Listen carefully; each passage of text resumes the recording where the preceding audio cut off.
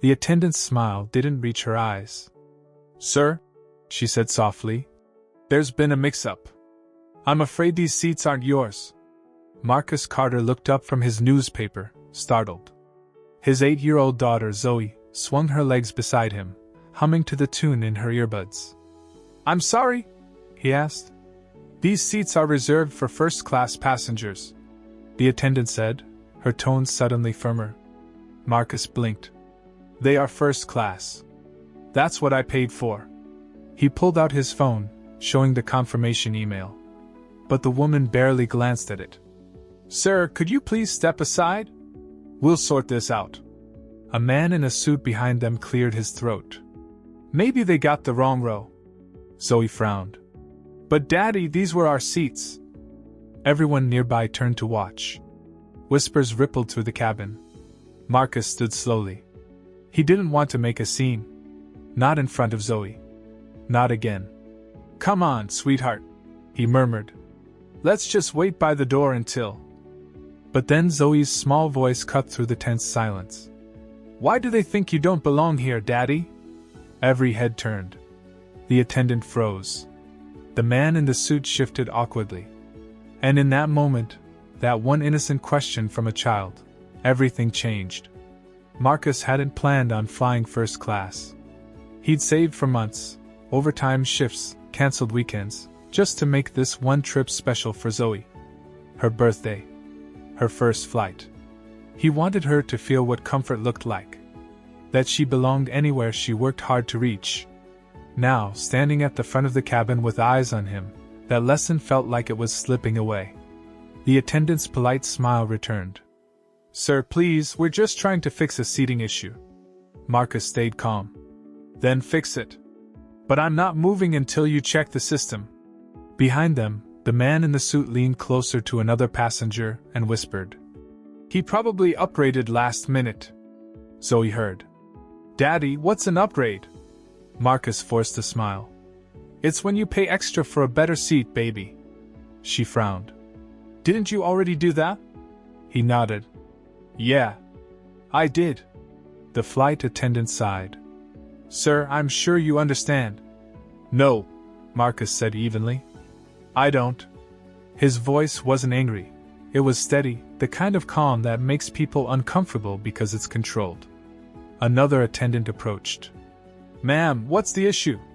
He says these are his seats, but—" "They are his seats," Zoe interrupted, holding up the printed ticket Marcus had given her to keep safe. "See? It says row 2A and 2B. That's us."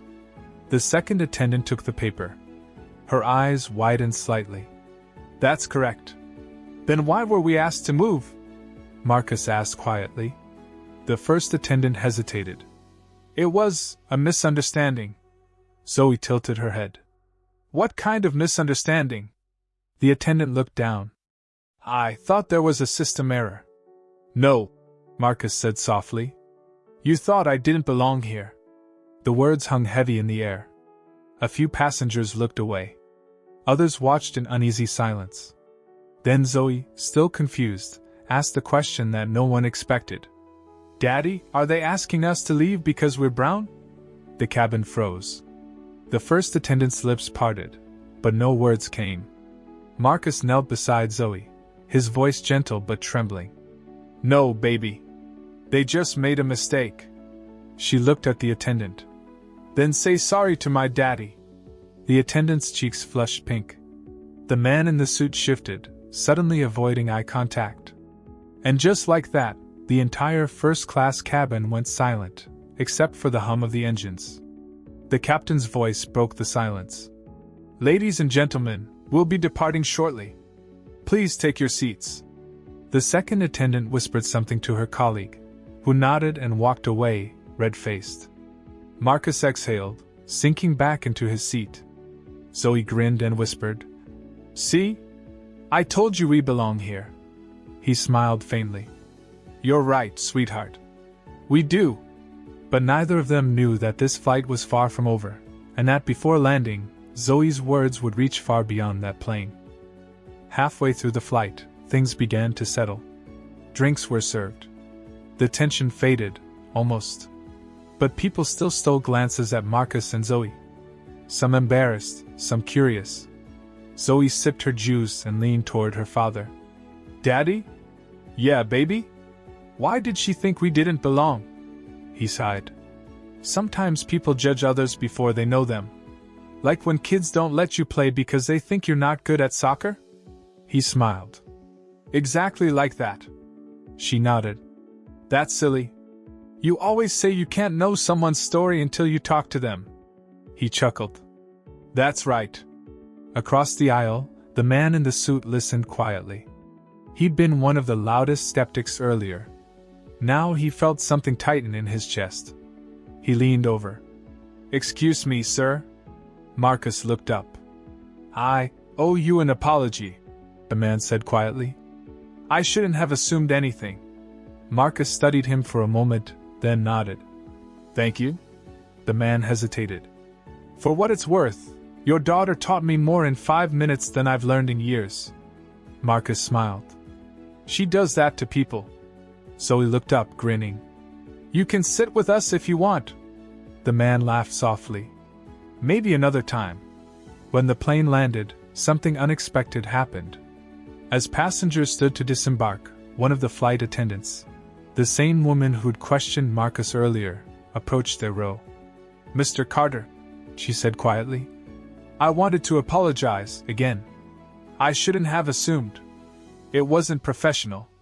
Marcus nodded politely. "Thank you?" But Zoe tugged on her sleeve. "You should tell everyone else what you told me." The attendant blinked. "What do you mean?" Zoe smiled. "That you were wrong, and that Daddy belongs in first class, just like anyone else." The woman swallowed hard. "You're right." She turned to the other passengers nearby. "Ladies and gentlemen," she said, voice trembling slightly, "I want to apologize for earlier. Mr. Carter and his daughter were treated unfairly because I made a bad assumption. I hope we can all do better." Silence. Then a slow clap. It started with the man in the suit. Then another passenger joined. Then another. Soon, the entire cabin was applauding. Zoe giggled and hugged her father. "See? I told you I could fix it."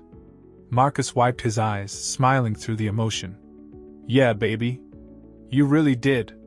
When they reached the terminal, a few passengers stopped Marcus to shake his hand. One woman said, "Your daughter's voice, that was the bravest thing I've heard in years." Zoe didn't understand why everyone looked so serious. To her, she just told the truth. But that's what made it powerful. Because sometimes, it takes a child's honesty to remind grown-ups of their humanity. The story went viral a week later, shared by passengers who'd filmed parts of the scene. Headlines read, "Little girl confronts racism on plane, and teaches everyone a lesson." When reporters asked Marcus how he felt, he said simply, "Pride. Not in being right, but in raising a daughter brave enough to speak when others stay silent." What would you have done if you heard that little girl speak up? Would you have looked away, or joined her in standing for what's right? Tell me in the comments. Your voice matters. If you believe children can lead with the honesty adults forget, hit like, share, and subscribe for more real stories that show the strength of compassion and courage. Because sometimes, the smallest voice in the room says the words everyone else is too afraid to say.